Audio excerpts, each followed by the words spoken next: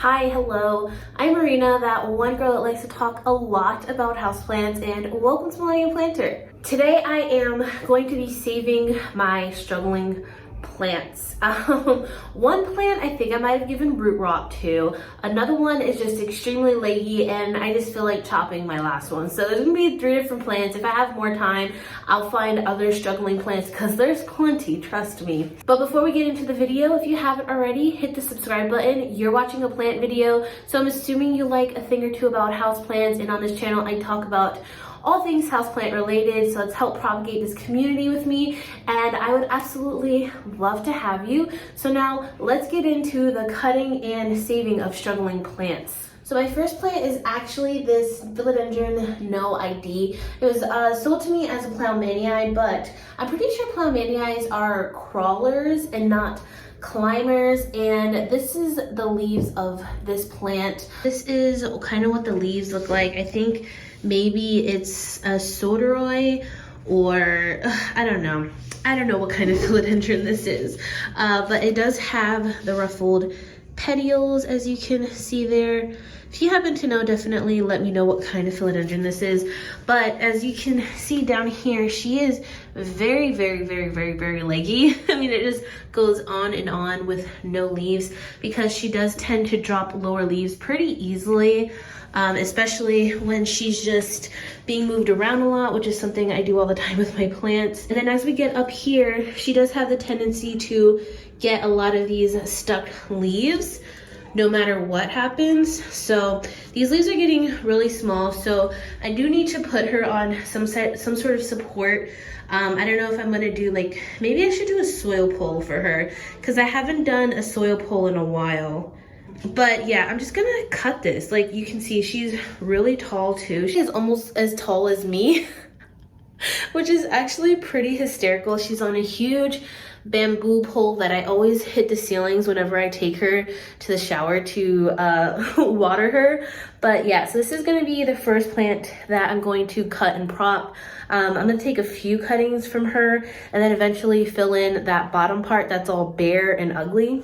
But I really do need to get her whole support situated because I absolutely hate using bamboo stakes so much.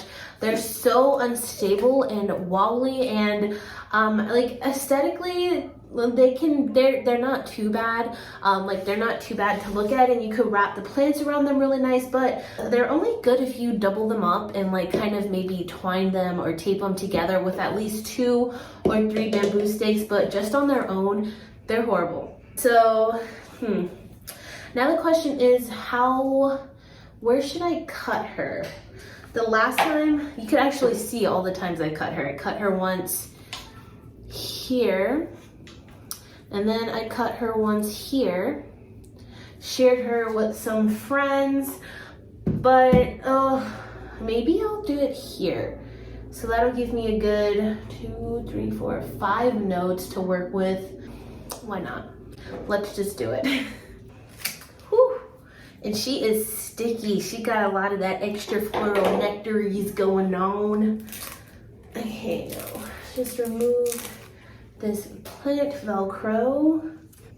You can actually see, I don't know if it'll pick up on camera. Oh yeah, you could see like the glistening from those extra floral nectaries.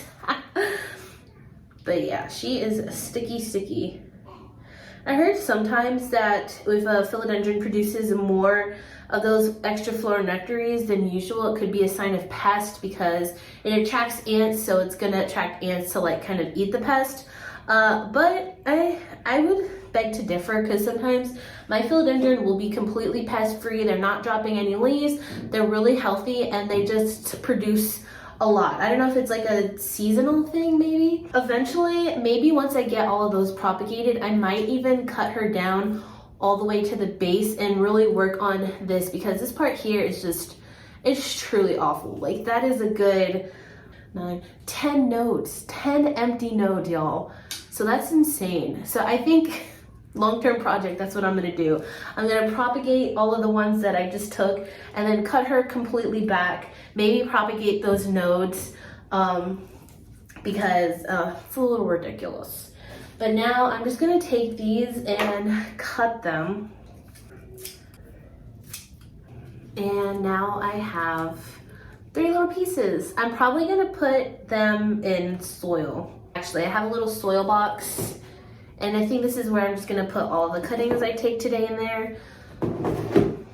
Now we're gonna go on to my siltepecana. Now Miss Siltepecana here has definitely seen better days. I actually cut her a couple months ago during the summertime, and she didn't like it. I think what it was, she was downstairs in my bedroom, and she was down there for a while just doing the best, living her best life. She had given me those beautiful siltepecana leaves, and occasionally she would give out like one fenestrated leaf with just one little hole. It was really cool, but she was getting too long and she kind of outgrew my windowsill. So I chopped her. I wanted to kind of make her pot more full as well, because this is really sparse. So I took a whole bunch of cuttings, and I guess since she wasn't getting enough light in my brood room, like she was getting enough to sustain herself, but not enough to entirely create a whole new vine. So she started to put out really sparse and tiny leaves, and just like a really sad runner. She did kind of start to establish herself though in the end, but like this just looks horrible. And unfortunately the cuttings that I took ended up getting some sort of fungal bacteria thing, because they just turned yellow and they weren't looking super healthy. I'm not sure what that is about really, but with all of these aerial roots that she has, I know propagating her will be super easy. But now what I think I'm gonna do is I'm going to just chop her as much as I can, propagate those cuttings, and then just plant them all back in here. I'm gonna leave this pot actually in my plant room so that she is getting good sunlight while she's propagating, because you know, that's what I'm gonna do. This vine is already stuck through the hole of the trellis. Look at that. So I'm just gonna cut her and that'll be it. Ooh, there we go.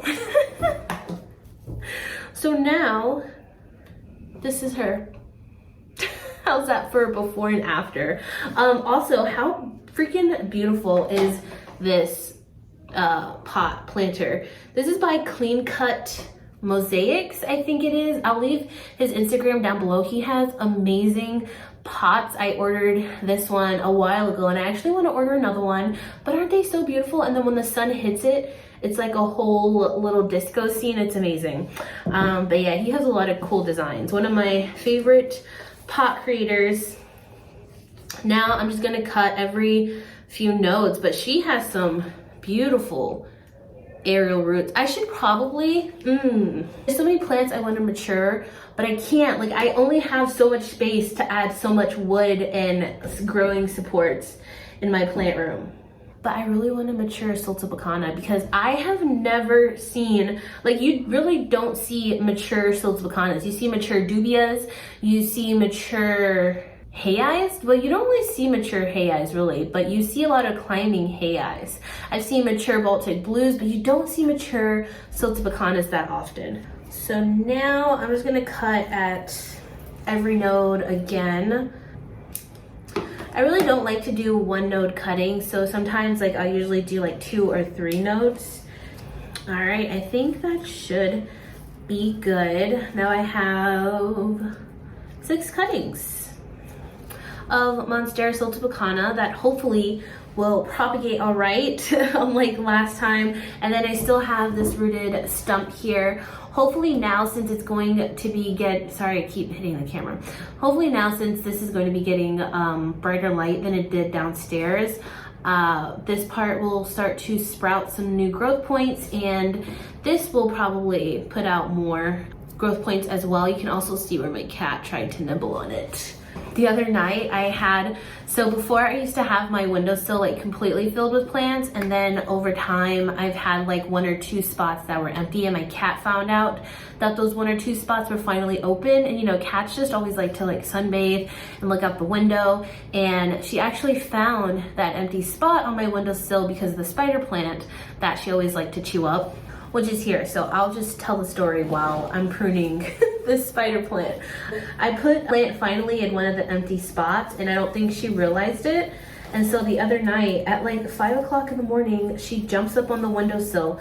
At least I think she jumped up on the windowsill and broke the plant to my burley marks, my philodendron burley marks. And literally I almost shat my pants because I was like dead asleep. We were all dead asleep. The house was quiet. And then I just hear this loud clash right next to me. I didn't see my cat like physically, because you know, like usually you'll see them running off or something, but she is a black cat and it was dark. So I'm just gonna blame that because why else would a pot fall from my windowsill? So I'm just gonna, yeah, it was my cat. So now my next plant, once I'm done with this, I actually need to find a better situation for my poor spider plant. I just watered her. You could tell she's like super thirsty. Ever since I moved her up to the plant room, she has not been loving it. And I feel bad. I want her to produce more babies for me. That whole spider plants produce babies when they're root bound is BS, because this gal was severely root bound in her previous pot, like severely, and to the point where I was watering her every 3 days and she only put out one tiny little baby for me, and that was it. I call BS on that. But anyways, I have to find a place for her to be happy so that she can give me more babies. Okay, I have 2 more plants actually. I only had 1, but I figured I would throw this Syngonium in there. But first, what I'm gonna do is I'm going to chop my cryptantha, and I'm really nervous about this because propagating these plants it's so hard because they're so teeny tiny, and when they first start out, before they start shingling, they're tinier than like fingernails. They're probably the size of like a newborn baby's finger. So once you get them propagating, you know, like they can propagate pretty normally if you put them in like moss or soil or whatever, but it's that transferring from that medium to a wooden plank or to whatever climbing, it's always like really nerve-wracking. I'm actually like still so shocked and proud of myself that I was able to like grow all of this successfully, because I had her propagating for at least 9 months, 6-9 months before I moved her to a more permanent thing, because I was so nervous. But her roots were just like they encased the entire container that I had her in early. So the reason why I'm cutting her, first, it's a few things. She's almost outgrown this wooden plank, but also she did detach from it. So right around here, she detached. So her leaves started to get really small, but you can see further down here, she was like shingling on there really good. Like she is up against there. So I'm just so nervous, but I think I'm gonna cut her like maybe to like right there. That's a lot. Okay, I'm just gonna do it. Let's take this plant Velcro off and see where she will actually detach herself first. Okay, I'm surprised because I really thought she would have like fallen off around here, but she's not. She's actually really on there till there. Oh, so that makes me even more sad. You can even see her right on the edge there. Those little leaves just hugging the side of the plank. Oh, it's so cute actually. Oh, okay, so maybe, okay, I'm just gonna have to zoom in for this. This is really hard to show. So even if I cut her here, which is where she detached, she's only gonna have so much space to grow before I'm gonna have to prop her again. So I really feel like my only option is to cut her here. Oh, am I making a mistake? No, it should be fine. It'll be fine. It'll be fine, right? Right? It'll be fine. Tell me it'll be fine, please, in the comments. Okay. It's just so cute. Okay. Take one last look at her. And all the areas she was shingling and climbing, all those spots where she's like super flat is where she was attached, which is really cool to see. And then right there, she gets unattached. But then, okay, so we see that she's super flat right there. And then we go down, we got some smaller leaves because she unattached there. And then she attaches. Oh, this plant is so cool. I wish I had more space and more light and like the more ideal conditions to grow more shingling plants because they're just so cool. But I'm going to cut her. I don't know if I could do this one-handed. Right. Oh, right there. That's so sad. Oh, let's see how easy this will be to come off. Oh, it's actually not that easy. Wow. She was really on there. You can see those little baby roots that are coming out. Super cool. Okay, and actually I think I'm gonna cut just a little bit more because she's still not attached right here. Ah, okay. So I might take my scissors away. There we have it. So essentially we're starting fresh with this gal. I do need to be more consistent with the watering because this little vine here could definitely have grown more, but it's hard to tell when these plants need to be watered because she's so small, and I don't know what their root systems are like. When I potted her up, they were really like fragile and delicate, so that would tell me that they're really like susceptible to root rot. Yeah, that's where we are now. Maybe I will put her in a brighter lit area than where she was so that she can establish herself more and start putting out decent sized leaves. But hopefully now that I kind of know what I'm doing with this plant, she will stay nice and attached and we'll start seeing some big leaves sooner rather than later. But I'm most nervous about propagating these vines because look at how tiny they are. I think what I'm gonna do is probably just cut a few leaves and like expose some of the vine or expose some of the nodes and just kind of like stick them in the dirt, you know, if that makes sense, like that, and then see what happens. I'll probably cut this one a little bit shorter. Okay, so like that. Now I'm just gonna stick that bottom part in the soil. I did the same with this piece there, so itty bitty piece, and I'm gonna do the same with this one, and hopefully they root up okay. From what I remember last time, they rooted up decently fine. So we have 3 cuttings of that, and then now I have my red arrow Syngonium. So I've been trying to just wrap all of that empty space in here, but it's just not really working out for me. This, I feel like particular Syngonium is a little bit more finicky when it comes to propagating. I think it's because of the super dark foliage. So I remember when I first got this plant, I really thought I was going to lose her because she just took so long to propagate. So we'll see what happens again. I don't think I'm gonna cut much. I'm probably just gonna cut like right there because it had all of that bare stem there. That is because she wasn't getting enough light, which is like story of my life. But then there's also, oh, okay, so maybe I lied. So there's 2 vines in here.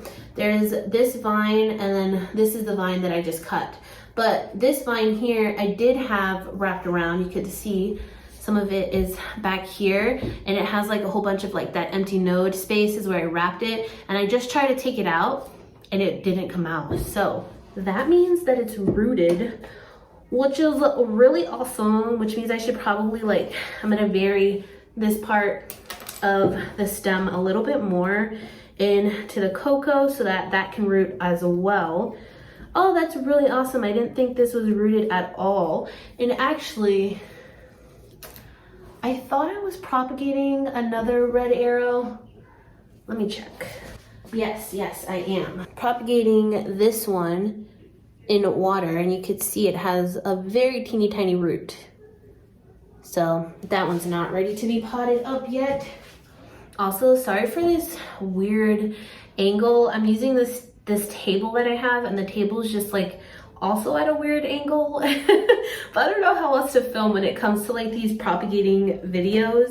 So yeah, sorry about that. You know, now I think I'm gonna keep this vine still wrapped up in the pot since it's working. apparently. I just need to bury it a little bit more, I think. And this is actually one of my favorite Syngoniums. You know, it's so crazy. At the beginning of my plant journey, I really liked Syngoniums, and I wanted so many of them. But I guess because I had so many common Syngoniums in the beginning, and a lot of the common ones, you get them when they're really bushy, which is what Syngoniums do. Like, a lot of Syngoniums will get bushy before they start trailing, and I just really wasn't into that once I started getting those varieties. And I just kind of fell out of love with the Syngonium family. Like, even now with like the Winlandii and crap, I just broke this. Dang it. That sucks. Typical Marina. Dang it, that really sucks. But yeah, even now with like the other, I don't know, I guess cooler Syngoniums I see out on the market nowadays, I'm just like, they don't really do it for me anymore. But this red arrow is actually pretty cool. I like this one a lot. I think to prevent me breaking another stem, I'm just gonna top it off with some soil. I'm making sure to get most of the cocoa that's in my soil rather than getting the actual chunks. It's chunky, chunk. Do you guys know that audio? Or I should say video, because it's from, crap, what's that movie called? Madagascar. Madagascar. I like them thick. I like them chunky. All right. So now I just have to be a little bit more careful when I water her so that I don't expose those nodes too much. And hopefully in a few months, when I have her in my grow rack area with the brighter light, some of that nodes will start to put out little babies. And now I have all of this to propagate. I'm gonna cut this as well. This is the part that's like always annoying about cutting and propagating vining plants, is that you get these leaves that just are pointed in every direction. It just makes it hard to plant them. But there we go, we got 2 nodes here. And I'm just gonna leave this one and just take that leaf off. So we got that there. I think that's all the plants I had to cut and rescue. Although I would only say my Planty Philodendron NOID and my siltepecana were rescues. The other ones were just chopping and propping. So I have my little soil basket here. Full disclosure, I had other props in here that I had taken in another plant vlog video, and it had Hoya Curtisii in it and like Cebu Blue nodes. And I didn't keep up with watering and they all died, which is the unfortunate side of propagating. I was gonna say the unfortunate side of propagating in soil, but that would just be with any substrate. You have to keep up with the watering and with keeping it moist, otherwise it's just going to get too dry and you'll lose those cuttings. All right, let's see. I'm not even sure if I'm gonna be able to fit my philodendron cuttings in here. I'm almost tempted to water propagate these siltepecana cuttings. I'm about to do something really unhinged for myself. I potted the siltepecanas just in a straight pot. I have the red arrows and some of that philodendron species in here. I have the bigger philodendron one in here. I'm gonna top this one off with moss just to help lock in a little bit of humidity, but I'm almost out of soil and I still have these cuttings to do. So my only other option is to propagate and moss. And well, if you follow me for a while, you know that I have rotted so many things in moss and I'm a little nervous. But you know, I have grown as a plant parent, I have matured, I have learned things in my journey. So we're gonna try in this little container and I think it'll go well. I think it'll go well. I have faith in myself that I won't rot these cuttings, even though they are really itty bitty and really tiny. It'll be fine. And by the way, Home Depot Lowe's has this moss for like $6 or $7. Go find some. It is amazing. I've heard some other places have, like, they sell out of it really quickly, but not where I am. Like, I could find them pretty easily. I mean, I wouldn't say like super easily, but it's not like super difficult at the same time.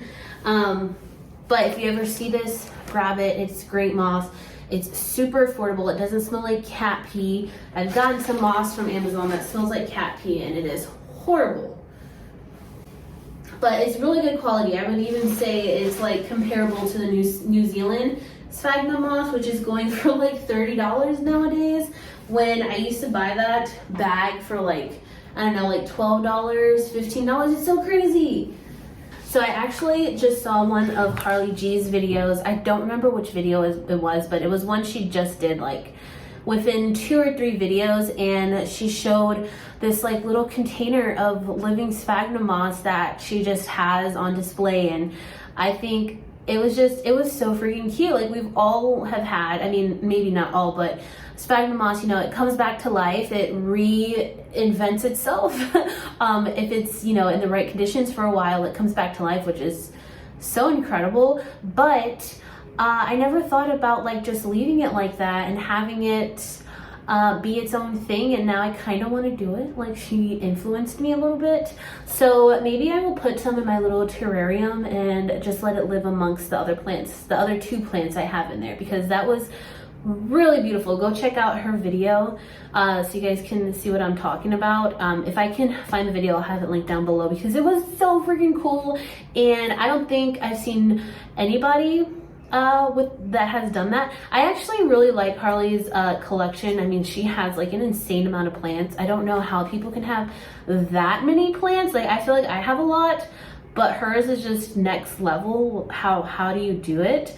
But she also just has such a beautiful array of plants, you know, like plants that you don't really see. And I'm really trying to get my collection to be like that, to get more of the funky plants, and not even like funky plants that are expensive, but just the plants that you just don't hear about. And, you know, they could be like $5 on Etsy, but they're just so cool and so unique. I love collections like that. Okay, now the moss is nice and hydrated. So usually if I have a philodendron that is propagating in a container like this that's not closed, because you know, you have to really lock in that humidity, I usually just top it off with sphagnum moss, and that usually does the trick. At least it worked for my melanochrysum. So I have no doubts it won't work for this.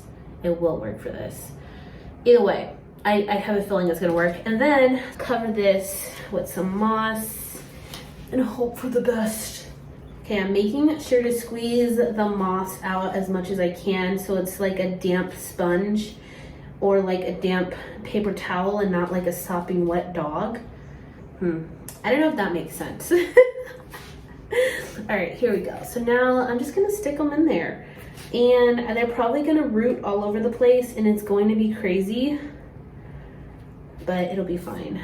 And I'm gonna put these in a place where I won't forget them, because I always forget about my propagations, which is why that previous box of props that I had dried up and died, because I forgot about them. I also kind of wanted to check to see if I root rotted my epipremnum.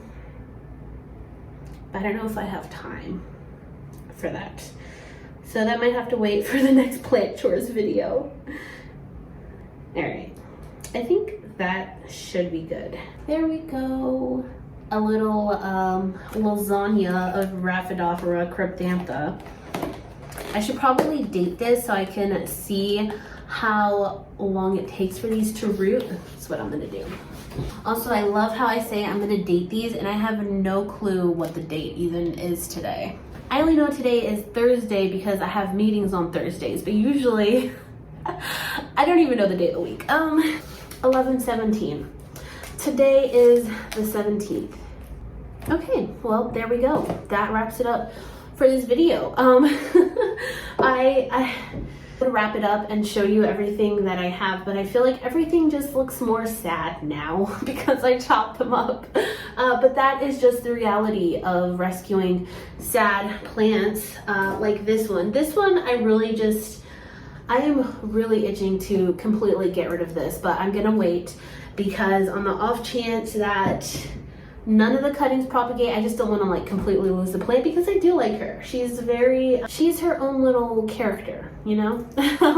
But anyways, I hope you all enjoyed this video. I don't even know really what this video was. Hopefully you got some plant tours done with me, or saved a plant along with me. I hope you all are staying safe, staying happy and healthy, and I will see you all in my next video. Also, if you happen to be celebrating Thanksgiving, I hope you all have a good time with your family. Okay, bye.